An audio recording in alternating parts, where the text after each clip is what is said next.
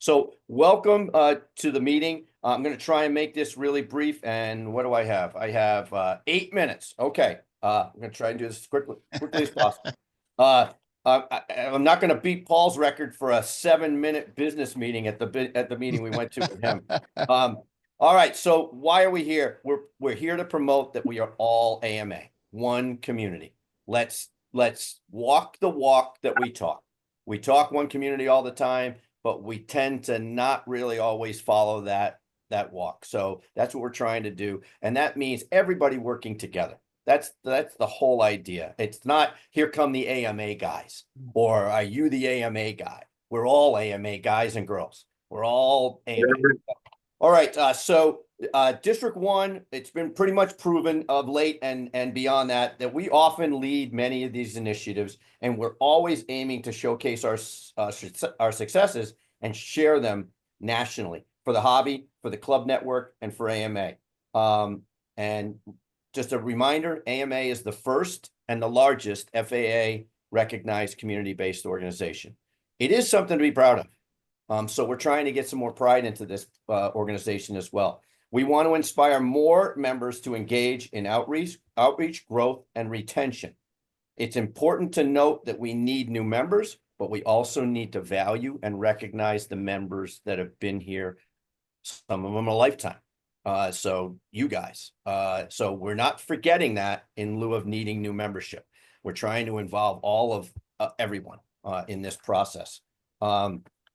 A little review, and the only reason I do this every meeting is because this is needed, because we see it and hear it from the people we talk to. And it's about the structure of AMA. How does it work? What is it about? As a review, the AMA is made up of an executive council. That's 11 district VPs, like our friend Andy Argenia. There's 10 more of him throughout the country. The executive vice president, who right now is Randy Cameron. These are all elected positions. And then the president, who is Rich Hansen right now. Also sitting on that executive council is our interim executive director, Tyler Dobbs, the NAA, National Aeronautic Association, and AMA's CFO. So when they do EC meetings, that's who's at those meetings. And the committees run through those, that EC, the executive council. They're an oversight board for AMA. Each VP, like Andy, appoints AVPs, associate vice presidents, like myself, Doug, Joel, Jim, and throughout the districts to help multiply him, help us. We help him run the district. I'm sorry, Kevin also. We help him run the district, reaching out to clubs and members and help organize initiatives like this. Also, we have in there a very important role, and one that's being revitalized as we speak, the leader member.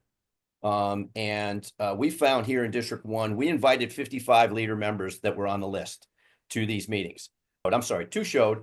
And right now we have 3 brand new, what we're calling next generation, quote unquote, leader members.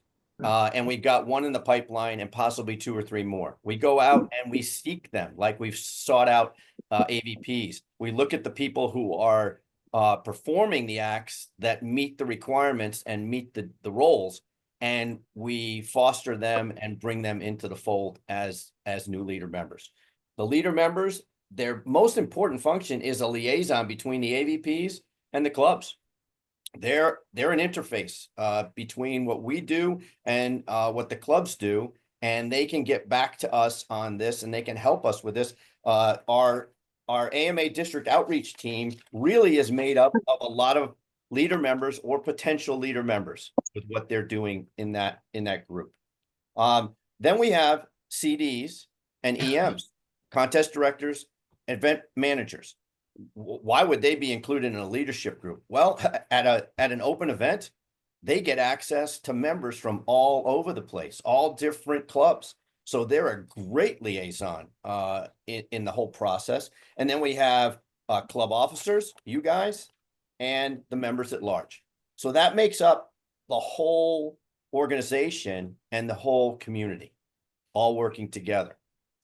It's been misunderstood that AMA is this separate entity and it's not.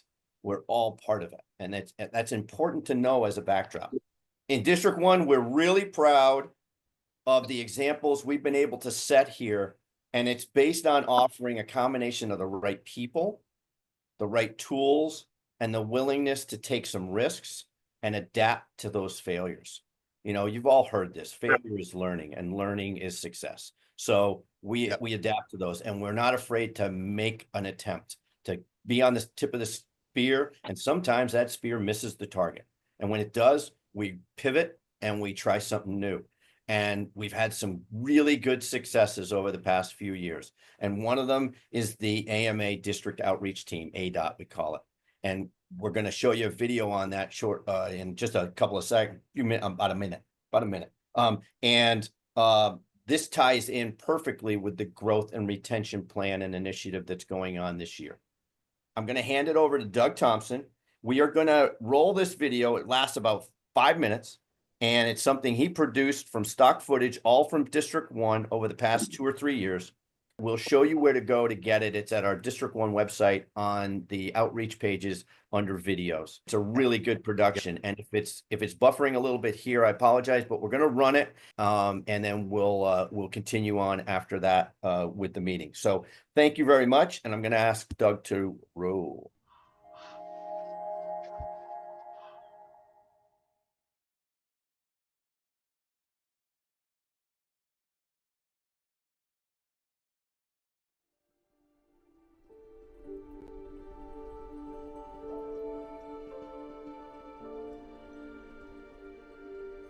Okay, guys, you can put your videos back on and audio. Thanks a lot, Doug.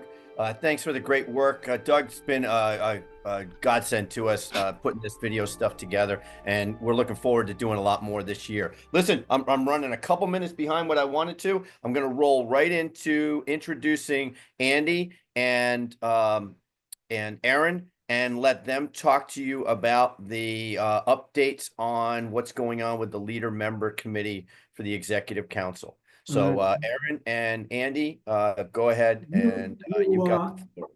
Usually when we start these meetings off, I go off on a little bit of a tangent just to explain what's been going on. So 20 years ago, when I started in this position as the VP for District 1, we were at 170,000 members. We had grown to that level within a few years of me being on staff. Not that I made it get to that point in 2 years, but it did. Over the last number of years to 2025, we're right now around 100,000 members. That's a considerable membership loss.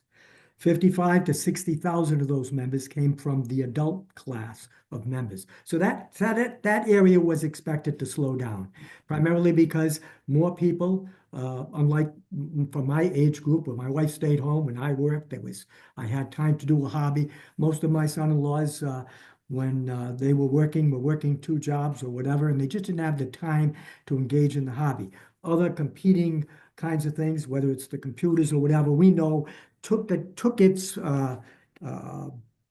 case to us and brought down our level of membership. Now what we're doing and what's big for us this year is membership development and retention. So we want to come to you at these meetings, and we've been doing them right through the year now, this year, and of course in previous years. And we want to find out from you, the people that are in clubs, the officers that we're dealing with, what can we do to help you, to help us? That means what kinds of assets can we bring to you? What kinds of tools can we bring for you? And we always ask for feedback. So we'll ask for your input. Our challenge has changed a bit. Because the regulations have softened up, they're not the biggest issue with us anymore. Instead of doing our airport and aviation events, last year I think we did 13. We grew that each year exponentially. We're now looking forward to doing more with our clubs. So we're going to split that up a bit. So we still do some of our outreach. We still got a number of aviation events going on where we see large audiences, but we want to come to the clubs now and help you and see how we can help you best. So tonight, we're going to talk a bit about our Leader Member Program, especially when we went and we tried to use the leader members. One of the factors that we thought most important in us growing the membership again and retaining more members was to develop a program around the leader members, allowing them to help us to grow. So we realized that the leader membership category had kind of changed from when I first came on. At that time, we had specific roles, specific goals, and we still have them today, but they backed off because of, I think, all the regulatory issues, and the focus became more to that. But what we want to do now is refocus that leader category to try to get them more engaged, to provide us with the resource. I'll give you an example. We have about 5 people right now that are relatively new within the last 3 years, AVPs. And we have them because we went out and we challenged people that we found that enjoyed doing events, working with the public. They were in clubs, but they wanted to do a bit more. And we moved them into the status of becoming AVPs. But first they had to become a leader member. We want to see the leader member category now continue to get and provide what the original roles had in place. And perhaps, Erin, you could show us one of your documents. There you go. That was the program. And maybe Erin could just tell us what her experience was. Well, first of all, thank you all for being on the call. Thank you for being members of AMA. You literally have kept me in a job for 26 years, and I am truly grateful for that because AMA has been very kind to me. They've paid for my education both times. They've sent me through various certificate programs that I'm really proud of and have hung on the wall in my office. So again, if it wasn't for the members, I couldn't do what I do. I saw a huge need with people being volunteers within AMA. And it started quite a while ago when I would get phone calls from club members going, we need help with our event planning. And we need help in engaging our community and getting people to our events. And the leader member program was also something that I wanted to do. And it kind of came after the National Fun Fly last year. And I saw a lot of district VPs coming together and they just didn't have a lot of help. And we expect a lot from our volunteers, but then again, we're volunteers. So we have to rein that in and put that perception for all of us that we all have other lives outside of AMA, but want to help. I did join the leader member program. And when I first joined, it was really weird because I got a congratulatory letter and a little certificate and was very proud of it. But then there were no steps along the way to say, what do I do next? And I took what I had learned from, in a previous role at AMA of, gosh, as a leader member, I may not necessarily be the flyer in the club, but I am the person that they would go to say, hey, how can we market our next event? Or how can we get this local school involved? So there was a missing piece. What type of leader member could bring value into every district? So I'm looking to find those outlets for clubs and help move the program forward and bring resources to all of you, whether it's, do any of you have a relationship with your local chamber? Do any of you have a relationship with a visitors bureau? Starting with the simplest things that you just may not know because you're not event planners, or maybe you are, but that's how I want to help all of you.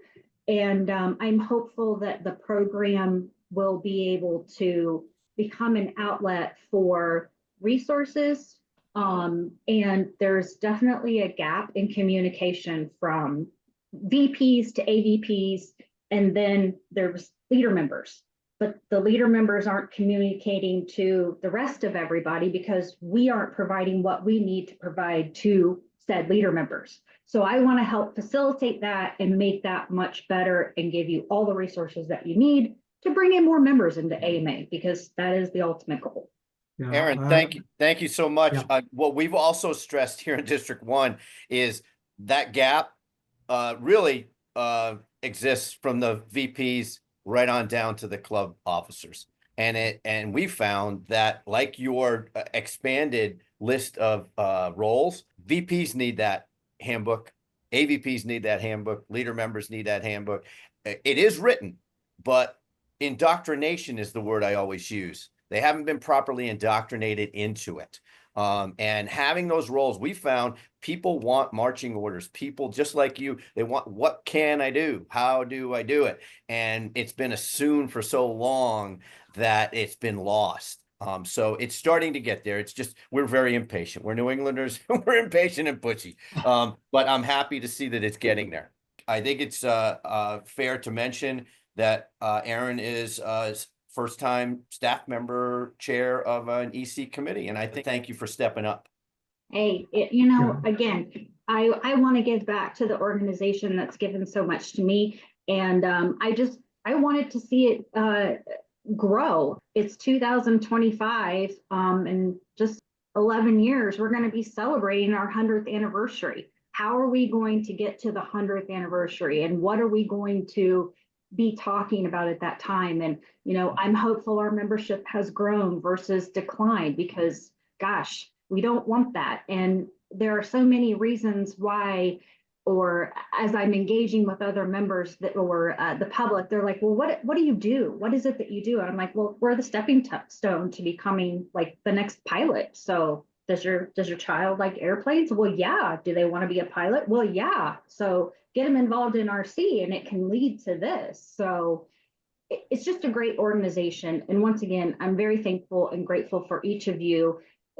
Darren and Andy, you're more than welcome to pass my contact information out. Reach out to me anytime. If I don't have an answer, I will find an answer for you. But I do have a couple of questions for the group. This is going to be my poll. What do you know that's coming up at AMA? Do all of you know that there's money available to improve your fields? Mm-hmm. Yes. Yes. Okay, so I'll give that really good props to Andy and Darren for making sure that you all are aware of that.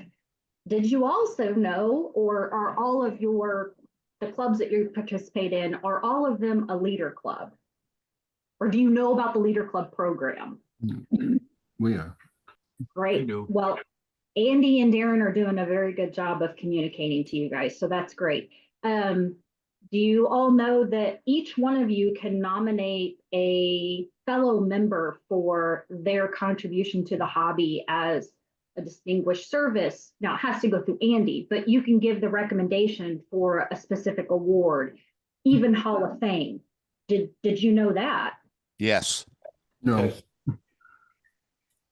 Okay. And did you know that if you have a special person that you think is deserving of an award, they can get an additional $200, and it's called the Carl Goldberg Award? Ever heard of that name? I'm sure. Yeah. Yes. Yes. Yeah. Okay. Well, I feel like my little quiz almost failed because everybody was answering yes, except for a couple of you. So this is great. I'm glad that you know about those programs. So apply for them, be a part of them. AMA Snapshot, please go out and tell us about what you're doing and how you got involved in model aviation, because the more stories that we can tell, the more resources we can put out to you and share with others. So please do those things. And once again, I truly, truly appreciate you all being members of AMA. Aaron, thanks so much for coming. You're singing our song, Aaron. So that's why these guys are doing this. I'm laughing because at our meetings, and Doug is probably laughing too, I do a sequence saying, did you know? Did you know? Granted, these are the guys that are engaged, so we would expect them to know. If we took the bottom of our list, you'd be getting those head shakes that you were looking for. So don't give us too much credit. I didn't get a chance to jump in earlier. Sorry, I got a bit flummoxed here. But when Aaron was talking about the field improvement program, I just want to say that Wingbusters had a tough time a few years back, and Andy brought us into the loop about this improvement program. And I'm telling you, it helped the club because we had to start over literally from scratch. and the funds that Andy helped us get from the AMA. Man, it was a major help in getting Wingbusters back on the air. So a shout out to Andy and a thank you in public, and let the other people know that it doesn't take a whole act of God to get these funds that Erin was talking about for help if you need some legitimate bona fide help at your field. So thank you very much. That's all I had to say. Aw, thanks. Thank I'm you. glad that you utilized the program. So I'm going to ask one more poll, and I'm sorry to keep this going, but how many of you, it's a struggle to get your field mode? Or you have to spend a lot of money to get your field mode? None here. Yeah. Well, the $4,000 mower, every 8 Yeah. years. We've paid for Been a there, lot of did that. grant programs have paid for tons of lawnmowers. We've done extremely well with the lawnmowers, with the geotech runways. I think last year we approved more of those than probably anything else. And that we know is grown clubs. Clubs who were seeing their membership grow stagnant, put in one of those geotech or fabric runways, and all of a sudden they appealed to the small scale aircraft and all of that. Before you go, Aaron, we're probably going to call upon you as we move forward with the Leader program and where we see we're going, and we want you to come back, because this was what happens with your husband, now with you. When we can bring you people in, it makes a big difference, because you give us another perspective of what's happening at headquarters, how we're working together, that partnership, that union that we have, and we want to continue to keep doing that. Her husband, hopefully, will be our next executive director. I chaired that committee for many years, and I can tell you this much. In all the years, now how many years has your husband been with us? It's got to be 9, I think. 9 years. So in those 9 years, when we were at the critical phase of what's going on with all our issues with the government, he has worked diligently. He's the guy that was in Washington the most. He's the guy that took his team there. He's the one that worked on all the documents when we put the 50-some thousand campaign statements in to get us so that we were approved to not be flying in a globe geo-fenced in that would have never worked out for us. So I'm hoping that he's our next executive director, and we're looking for him to provide us what she's doing tonight with us. That cooperation, because it does lead to better things in every district when we work together with headquarters and they come to us and we work with them, that community effort. So thank you, Aaron.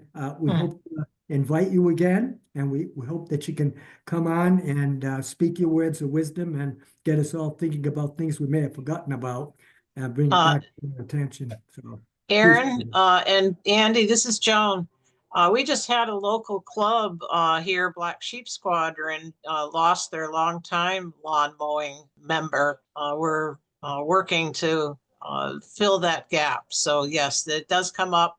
The field is kind of shared by other activities, so it's not like we can leave equipment on site either. This conversation that we're having right now is hopefully going to fill that gap from the communication gap that I was referring to, and making sure that that information is disseminated down to each of you. And the biggest point that I'm trying to make is that we have a new advertiser at AMA. So this isn't like public knowledge yet, but I'm happy to tell this group, but be on the lookout for a sweepstakes that's going to be coming through the AMA Foundation, where your club can sign up. Aaron, I don't want your horses to starve, but I do want to just give you a couple of parting words. Number one, you were here by design. It's our plan, and it's called infiltration.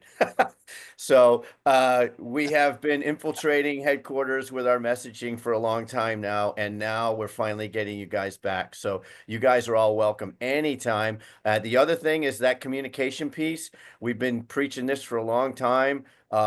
Grassroots end user district member perspective. It's got to go both ways.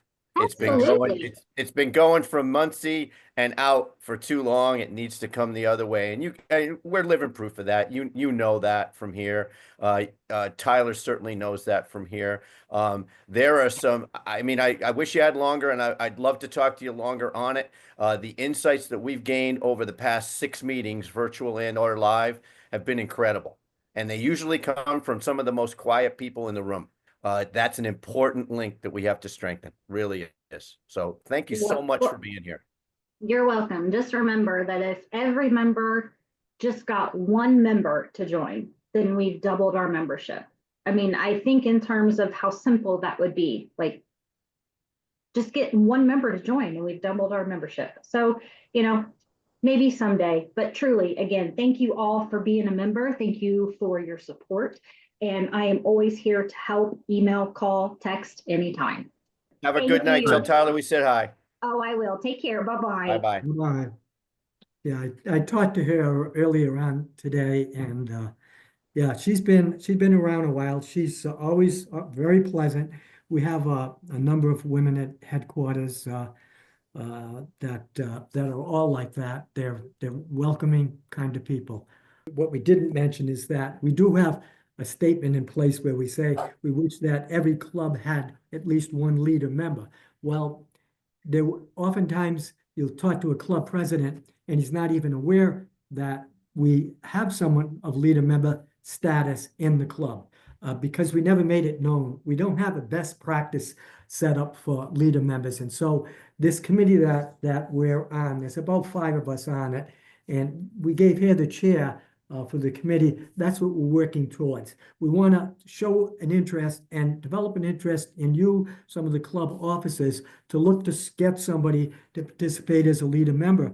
And it doesn't mean they have to leave the club. It just means that they'll be in charge of getting more information about the value proposition and what that is and what we can offer. But also we're looking at what do we need to provide to you. And I mentioned in my initial years was doing events, and we sponsored events, and we gave clubs $200 for a single day event, $400 for a 2-day event. We showed up at your events. We don't want to take over. We want to come there, put up a tent, talk to the public if they're open to the public, and we want to do those kinds of things. So when we have these meetings, we want to make you realize that's what we're here for.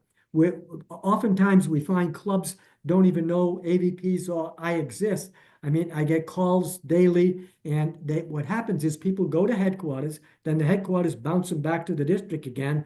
So at all these meetings, we also ask for feedback from some of you with what you might think you would like to see from us.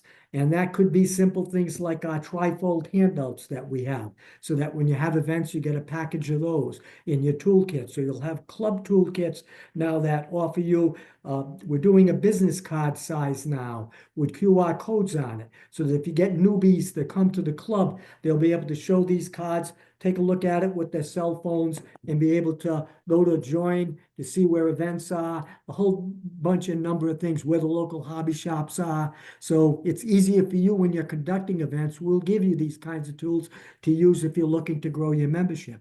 So we just want, when we ask a club, are you a welcoming club? Can you take on new members? If we get the right answers, it makes our database work better for you as well as us, meaning so that we match a person to a club that's a new person that's interested. We send them out to that club. We know if they need an intro pilot instructor, they're there. All of that stuff now is being asked by independent calls from our AVPs that you see on this screen. So if you receive a call or you receive a form in the mail to check off stuff, Doug is keeping spreadsheets of that. So guys, we've been talking for a while. You've been seeing some things. Any questions so far on anything you've seen? We're going to open it up to Q&As a little later, but any questions on anything you've heard or seen so far? Feel free to use the chat function if you're familiar with it. We take notes on that. We record these and we save the chat as well.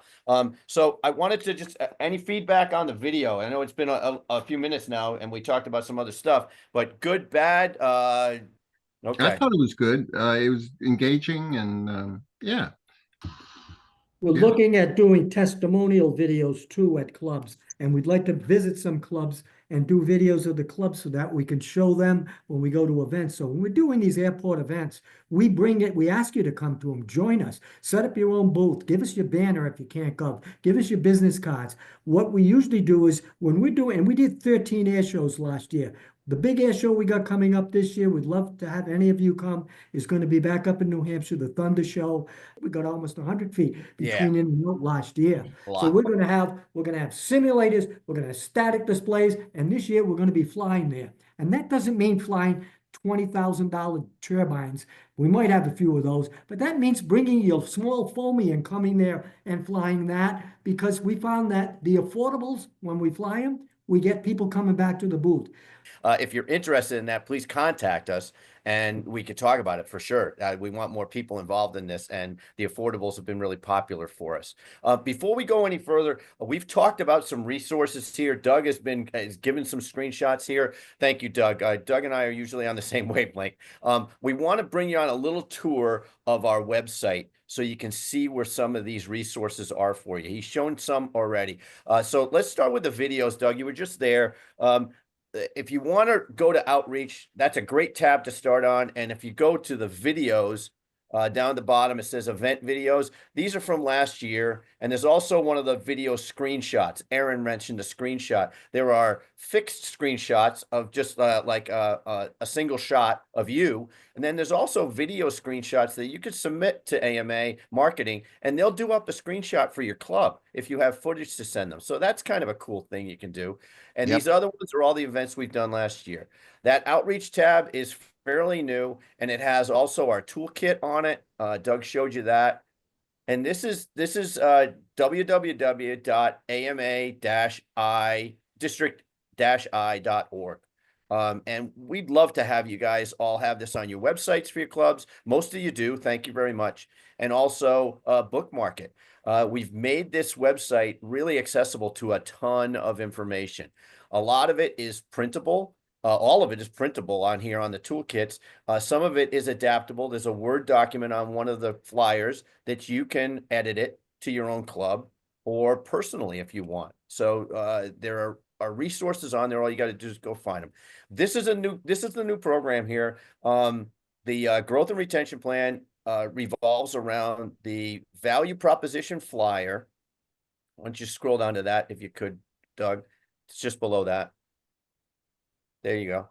The value proposition flyer, which we're going to be getting these, and these can also be printed by you guys that you can hand out to the general public and new people. It has a couple of QR codes on it. One is the club finder and one is the sign up. The other one you can print out or access is the toolkit itself. And that can be accessed from our homepage. And when you go to that, I'd suggest go to it. This is a living document. It's a living web page, and it's there to be populated with tools that clubs and members use most often. I'd suggest highly for people to just go to this website and take a look around. Oh, New England Hobby Shops. We added that. And we're going to be updating that so that they're hyperlinks, easier to get to. Mention the Facebook group click is on. I kind of have passed that on to them. I take calls all day long, the old-fashioned way, and believe me, I do get them almost every day. A lot of calls, driving wherever. And then I'm handling the national stuff. So about 80% of my time, because we've got such a good group of AVPs here, probably the best in the country, and I hear that from everyone at headquarters every I got it, time. Doug. Andy, excuse me for a second. Joan asked, what is the date and location of that show? And Joan, I took you on a tour. Go to outreach and go to outreach schedule. And so outreach and outreach event schedule. And all of our outreach events for this year are being populated. And the past years are right below with recaps and videos if you want to see what we've done in the past. Thunder over New Hampshire is the September 6th and 7th. And we also have an outreach team Facebook group that is a private group for the participants of the team, and you can go there as well. And we have a sign up for our events there. So if you'd like to get involved in that, it's just a matter of joining the group. We have a YouTube channel. I don't know if anybody knows about that. All accessible through the website. So that's on our event. And you can, on the homepage, you guys, you can sign up on this website just for clearance to be able to do it, but you can upload your event flyers here as well. We don't have to do that. Yes, I for saw you. that. Yep. It's just an added, with the reason we did that is because not everybody's on Facebook. So some people use this portal as a means to, so any other questions? Because we'll move on to the Club Finder information, which is important. Andy's going to introduce something he found recently on another evaluation. We told you we were evaluating club contacts. We were evaluating the Club Finder. We did web presence on websites and Facebook. We did contacts. For the folks who don't know this answer, we did an evaluation of our 99 listed clubs. What percentage do you feel had no or broken web presence? 51%. Usually that's a sort of surprise to people. To the engaged clubs, it's like, wow, I thought everybody was like us. And oh, how we wish that was. But that's not the case. So the other point that we found recently, and the more we dig into this, is we're finding some holes in that egg basket called the Club Finder.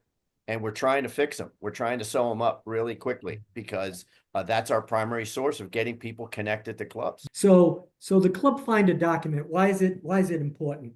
Listen, I don't care if you're a club or you're trying to seek members. The first place we'd like to send someone is to the right club, because our success ratio isn't as good as one may think. Oftentimes, we send people to the clubs, and the club that we send them to doesn't have an open membership. So that's why we need true facts. We don't hold it against clubs. We want them to understand that. We understand clubs can have closed membership and all that kind of good stuff. But here's what happened with this site when I started experimenting with it. I said, boy, there's some big problems here. I consider them to be critical. So let's look at what I mean by critical. So bring that up a bit to the first screenshot I've got. Okay, now if you look at this screenshot right here, you'll see an area where there's a checkbox for freer site. So they want to go to a club that's already got freer status. They don't want to know they don't have remote ID.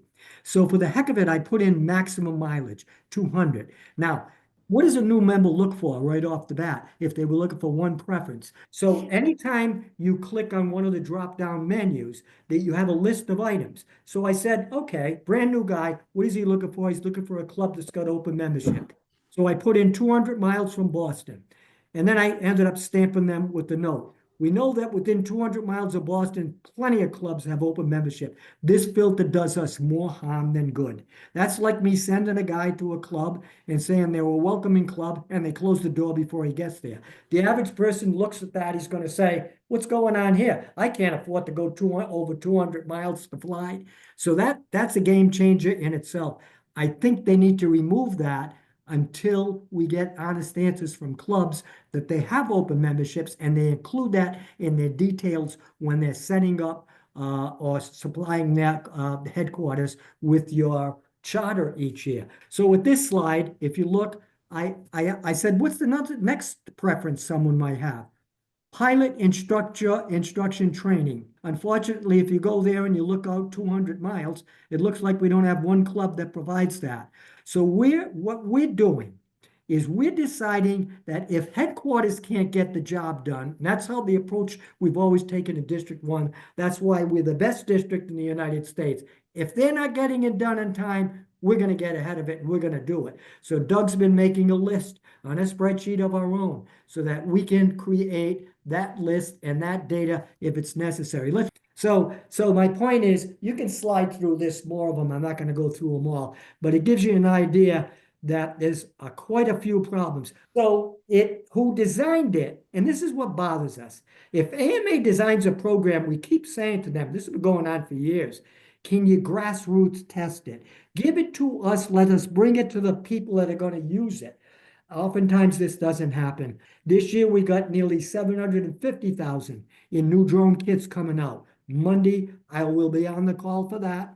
We'll let you know how good they are. They're for local schools. We want some of you to get engaged. We'll talk to you. If you have schools you want to work with, we can give you free kits. You can bring them to the schools and let them put these things together. Nice. That's in the works too.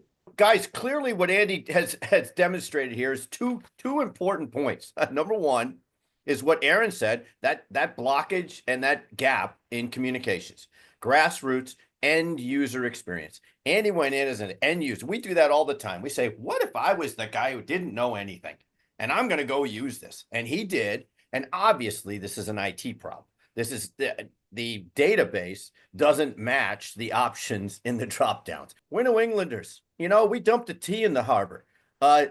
We have to be sarcastic sometimes and cynical, because otherwise we'd be enraged. So we use that as a device to keep us from going nuts. Well, our Midwestern friends can't handle that too well. And we get a lot of blowback for our criticism. And every time our criticism goes out there, it goes with solutions. We've come as close as we've ever come in the past 6 months to actually collaborating with these folks. So we're excited about that. There's a lot of residual BS on our shelves that we're trying to shed ourselves of. Is the solution to go to AMA District 1 website? Because that's where I'm going. And I think it's a good thing. Instead of going to the AMA website itself. That was created by necessity too, Paul, and we did that, and Andy was responsible for most of that. He said, gosh, we're having trouble finding what we need as informed people. What are our members Exactly dealing with? So we made a push button method of getting you directly to where you want to go, like a TV remote. I mean, we made it really and basic. that's what I'm finding.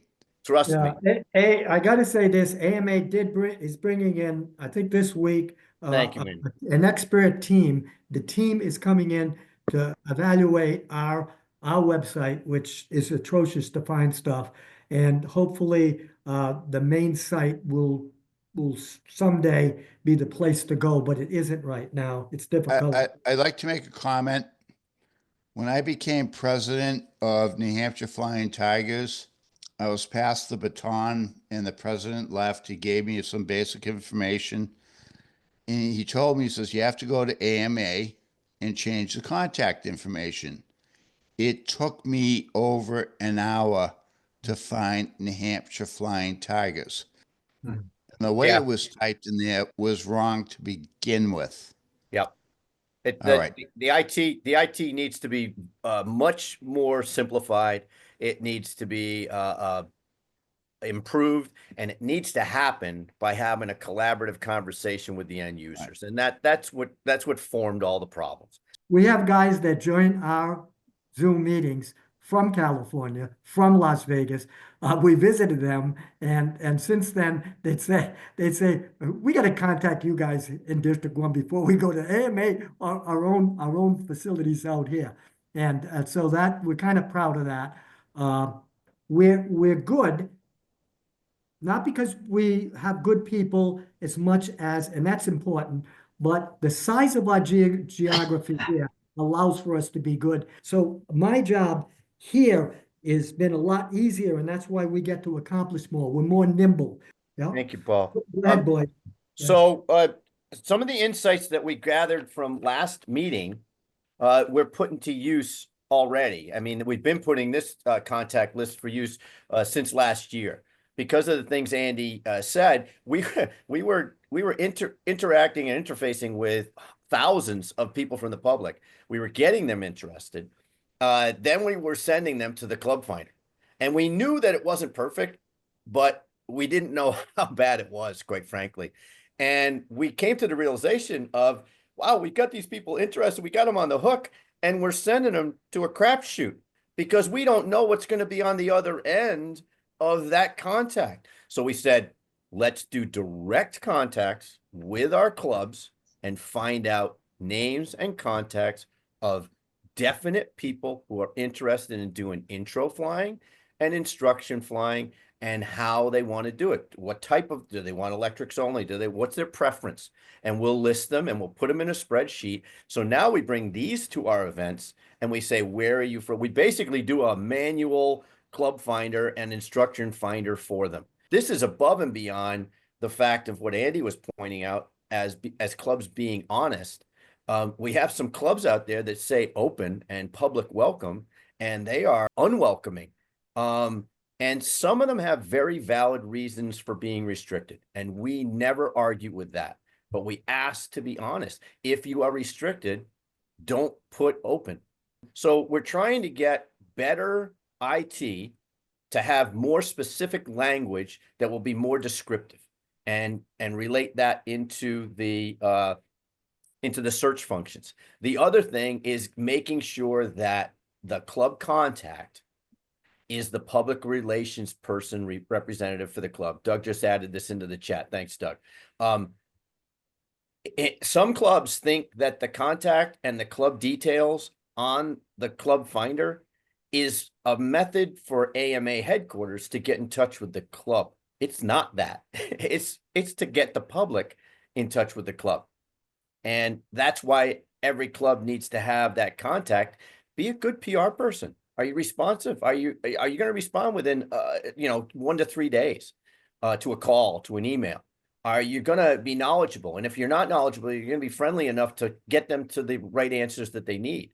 Are you going to share the information with your club president and your officers if you're not the contact? That is a major primary portal to AMA, to your club, and to the hobby. And if we don't make that door a little more welcoming, boy, we're barking up the wrong tree and we're setting ourselves up for failure. So some other things under the club contact that came up was the fact that instructors are an additional ambassador for the hobby and for our clubs. Right. And somebody brought up last time the concept of traveling instructors.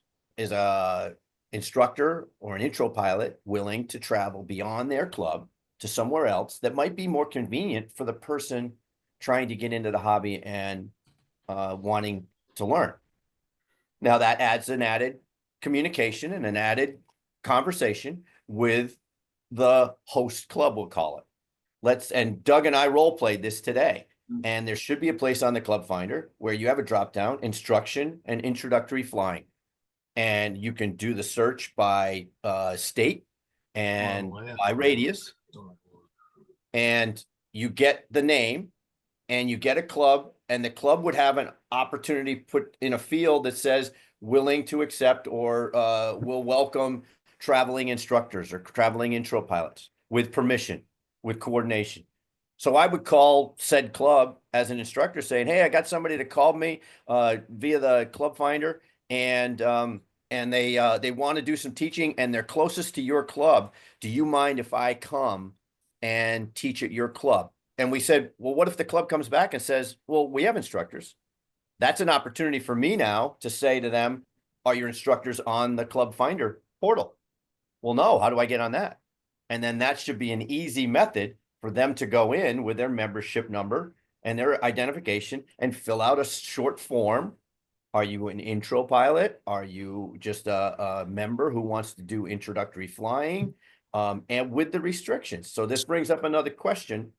Anyone here free to answer this? If someone comes to you and wants to learn how to fly a model, and you have a model with a buddy box, are there any restrictions for any member to do that buddy box flight with that person with your airplane? My answer is no. No restriction. Anybody else? I have a caveat. Yep. When my son at 8 years old wanted to learn how to fly, I didn't use Google at the time. I used Netscape. Mm-hmm. And I found the New Hampshire Flying Tigers, and we showed up there. And the local club was there.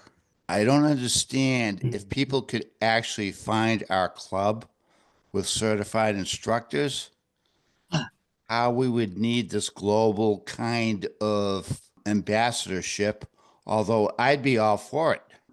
It's for the case of, it should be a very rare case, and ideally, you're right, Paul, but right now it is because it's based on the convenience of the person asking, and you were very lucky at that point through Netscape, believe it or not, that they had a web presence, and that's how you found them. Yeah, and if the club, if I get contacted and I contact the closer club and they have an instructor, I say, here's the contact information for the person. If you can't work out the schedule, contact me. Or if you have a number of instructors, please get this person flying. Yeah, other than what I mentioned, I think your overall concept is pretty cool. Right. So it just adds another, and having it on the Club Finder lets somebody get connected with a person rather than a club. Because the club is kind of a crapshoot. The goal would be to have all interested instructor pilots or IPs, and just to go back on my note about who can do this flying, any member can fly with any person on a buddy box with their equipment, the member's equipment. You're covered under your membership. If they come and want to fly their new airplane or their owner's airplane, the non-member, now that's where the introductory pilot program comes into play. That's how you get covered for liability if you break that airplane or if you have an accident with it. So this search function forms would have a note that would indicate, are you an IP, an introductory pilot? It's not a mandatory field, but you can put it in there. And if you are, it would have a note underneath it on what that means. And if you put no to it, you would have a note under there with what? A link to the program page. And in the meantime, and where we are right now is this spreadsheet that's on the page, which is a manual version of everything I just said. So, so if you're here and you're not on this list, please contact us because we're looking for people who are interested to do introductory or instructional flights that we can directly have a list of 1, 2, 3 or more people from different clubs, and we can give that contact out for the public. Paul, if somebody was near the Derry area, they were at one of our events and they said, I'm near the Derry area, they would get you and Southern New Hampshire. We're trying to increase the categories on this spreadsheet that will be used as an example for the IT discussion later down the road to say, this is some of the stuff you want to put on. Right. So our biggest problem is getting people to be instructors. Everyone wants to be, a member of the club and flying all that stuff, but to get people to actually be instructors is very, very difficult. Most of our instructors have been instructors for like 5 to 10 years. You just don't get people to want to do it. Yep, that was a discussion point on the last one. We were talking about how do you get qualified instructors? What's a qualified instructor? And then it migrates into this is a hobby.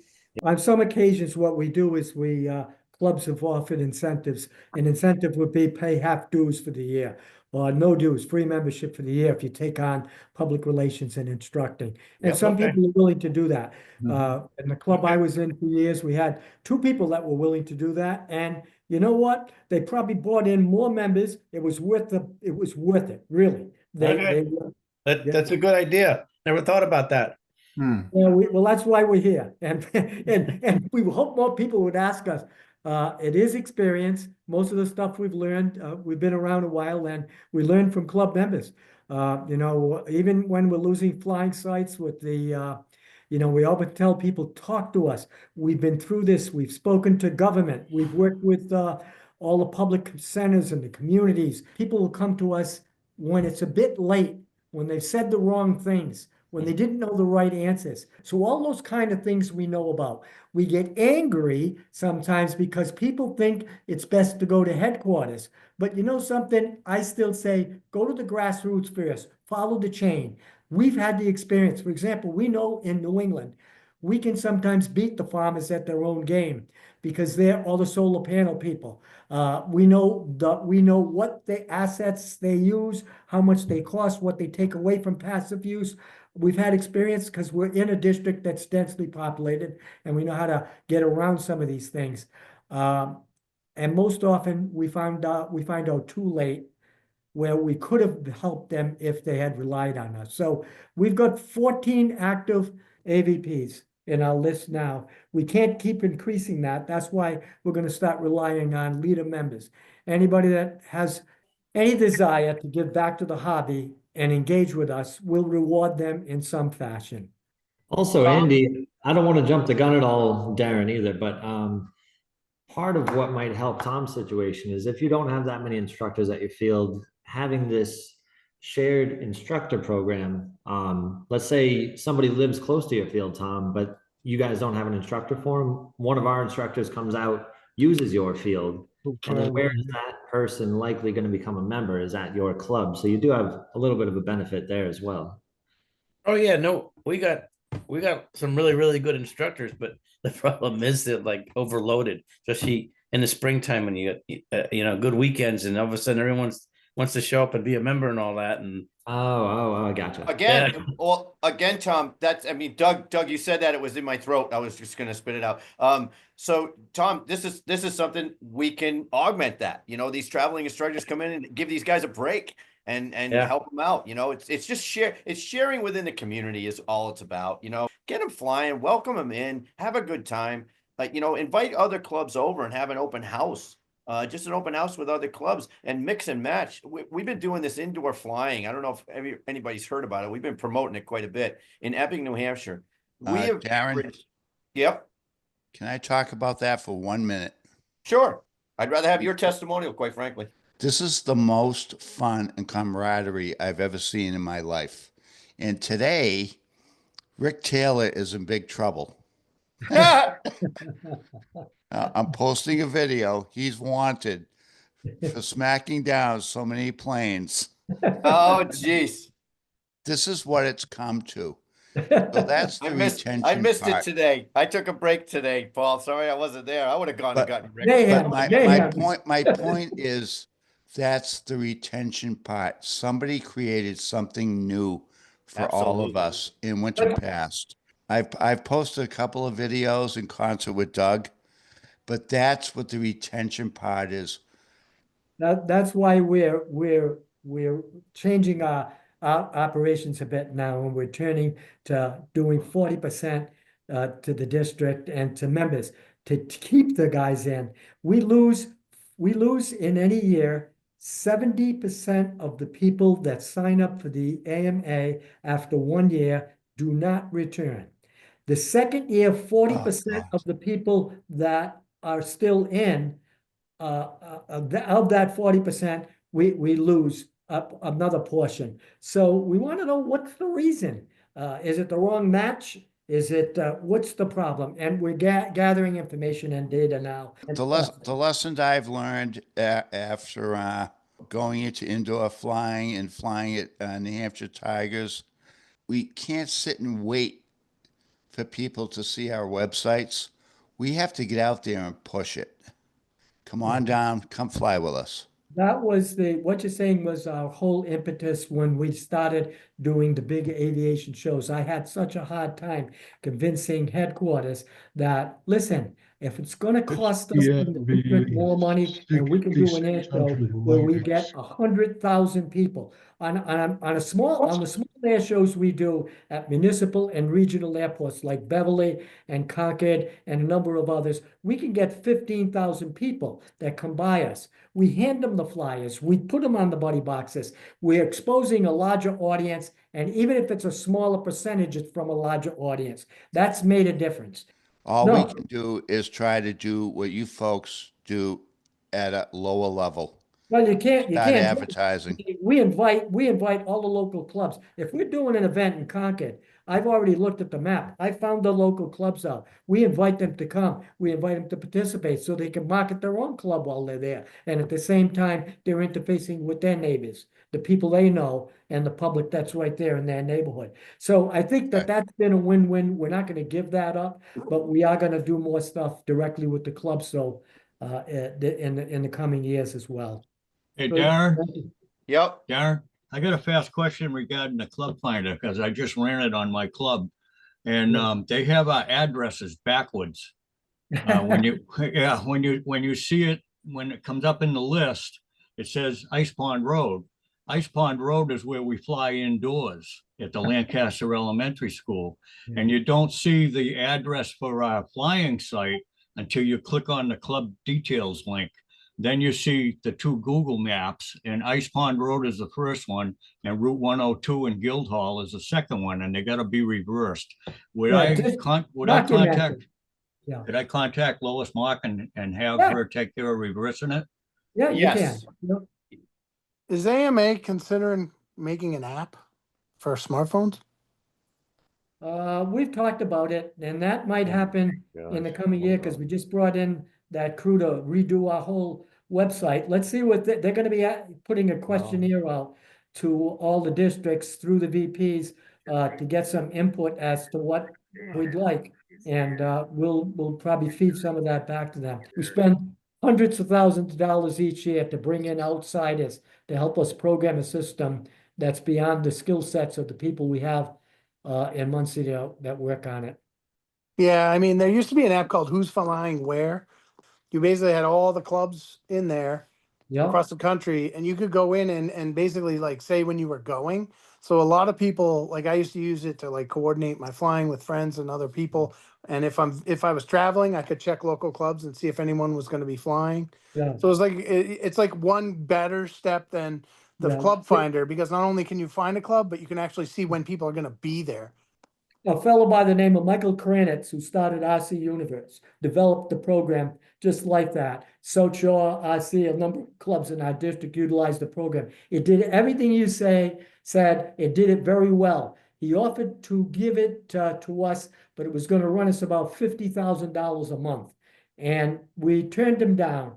Then he started going lower in price. And I don't know, it just kind of fell apart because we couldn't seem to get together on how we wanted to pay for it. But he had built into it all of those elements, and they were kind of neat. Hey, folks, it's Paul again. I'm sorry for long wind. I have a request. Sure. I sincerely hope that an article goes into AMA magazine about what the Fremont Flyers Club did in New Hampshire. Yeah, it's up next. It's coming I up have next to tell you, week. I have to tell you, that was awesome.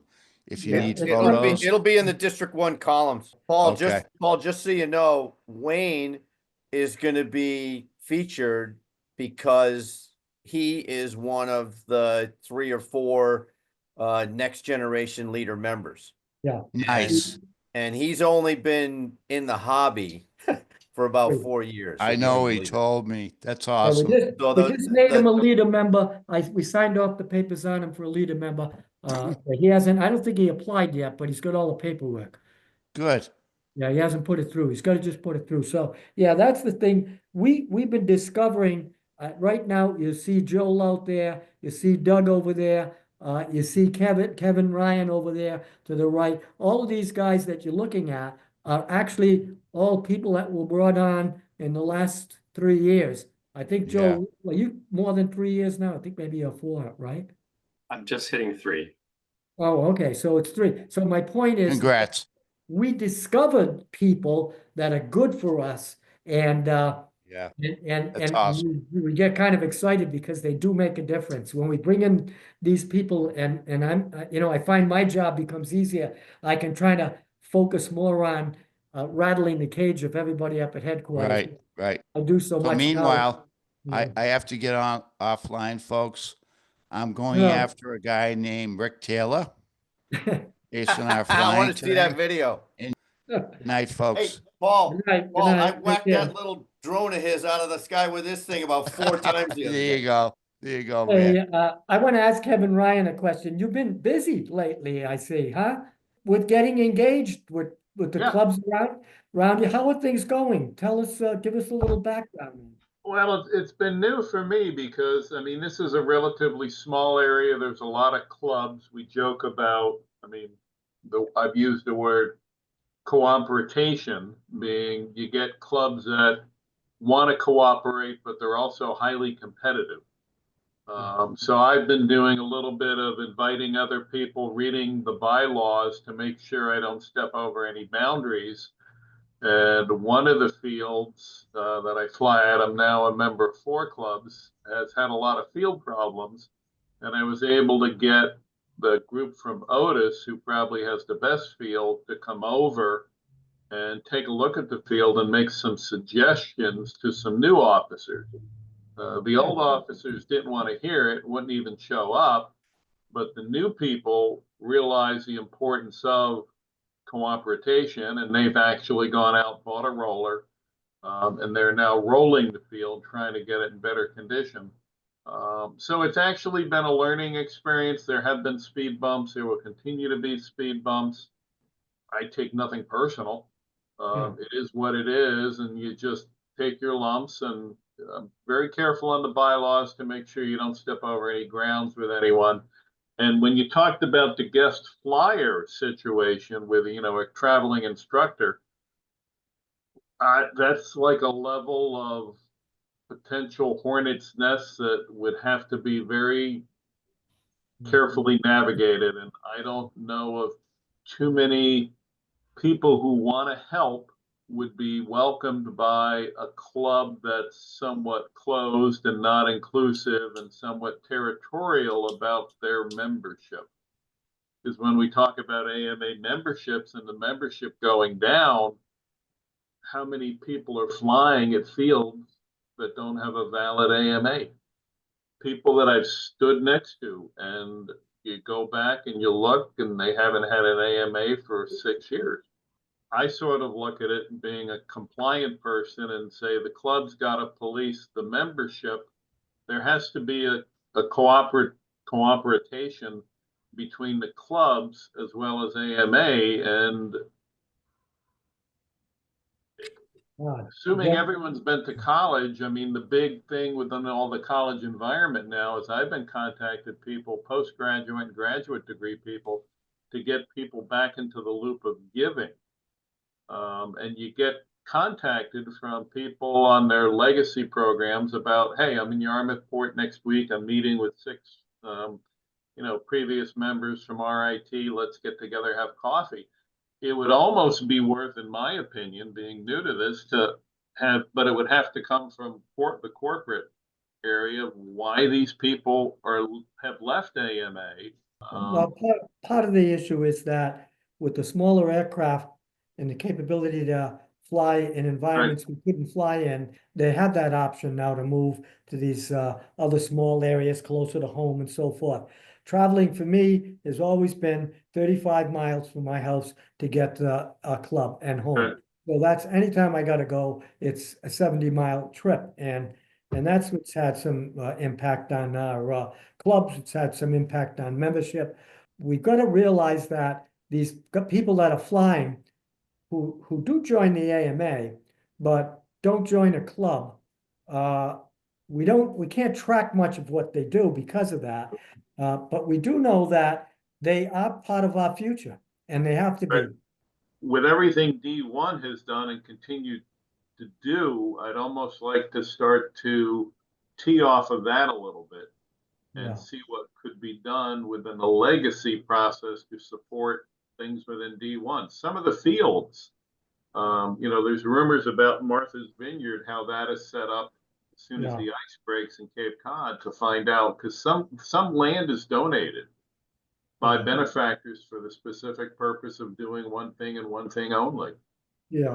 And you hate to see, that funding go back to another 501 type of engagement where you don't know what people in the corporate structure are going to do with it. Yeah, we're gonna attempt in the next month or so to establish ourselves as an entity, to get our nonprofit status, to set up amongst this group, amongst our VPs, a club. Now, AMA has a club set up, which I only discovered last meeting we had of Chad, when Chad was still with us. And I wondered, what would they do that for? Well, that's so that in that club status that they had at AMA headquarters, they could run events then in Shankston. But we're looking beyond even that. We want to set it up here so that, and we've spoken a little about this before, but we want to be able to fund some of our activities. And that includes making our events better, especially our air show. This year, when we go to Thunder, we want that 20-foot tent. We want the business cards. We want all those things. We want the extra flight simulators. We got someone donating computers to us now. So that program is in effect. We're going to take advantage of that. And we're putting together now a purchase buy of some aircraft that you people will recommend that have been doing the buddy box flying. I think Darren has worked on it. Doug has worked on it. I don't know if Joel has, but whatever. Put together what we want to purchase. Let's get those orders in. The cards done, the tent purchase, because they got to print the big top, the banana flags that go on each end of it. We're thinking that later on, we will have one facility tied in with side curtains for just flight sims. So no more issues with sunlight and they can't see the screen. The other thing we're doing is, I think we're getting netting from someone. I think Darren found that place where they're flying indoor may have netting available. We want to net in one of our up tents and provide some vapors, some of the little sauces, so that we can be doing what the FAA does when we go to their events. So I try to impress this on headquarters, but it seems to go nowhere. And what I'm trying to impress is you have to invest in marketing, and the marketing is giving us the ability to show that we're at places where people are who are interested in STEM, in aviation, and those places, and we're doing things, and we're able to develop membership and also better connections within the district. They should be crediting us for efforts that I do on their behalf. For example, I did remote ID modules, and I've done all the writing on FPV, the drones initially, all that programming, the safety programming, and I had to use district money, and then they inadvertently mistaken. It's not, people just make mistakes. I understand it. They billed it to me, to the district, instead of to headquarters. That's all being fixed.